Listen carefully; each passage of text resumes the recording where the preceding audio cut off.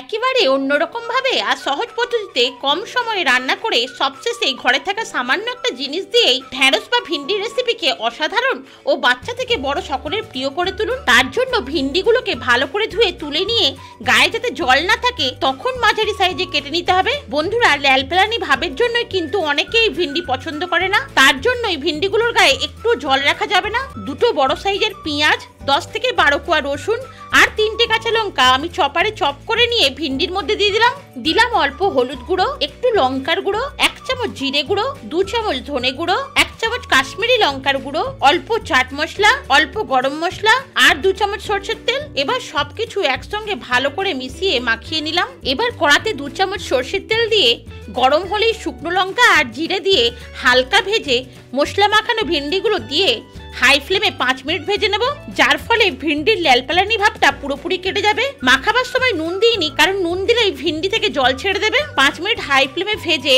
ল্যালপেলানি ভাব কাটিয়ে তারপরেই নুন দেব।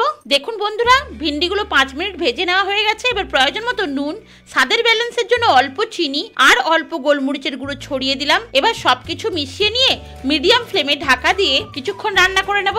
ঢাকা খুলে মাঝে মাঝেই নেড়ে নিতে হবে যাতে মশলাগুলো না পুড়ে যায়। ভিন্ডি ভালোভাবে সেদ্ধ হয়ে গেছে, কিন্তু মশলাগুলো ভিন্ডির গা ছাড়া ভাবে আছে, তাই অবশ্যই কিছুটা সস দিয়ে মিশিয়ে নিলেই মশলা ভিন্ডির গায়ে ভালোভাবে লেগে অসাধারণ স্বাদের ভিন্ডির রেসিপি তৈরি হয়ে যাবে, যা একবার খেলে বারবার খেতে ইচ্ছে করবে।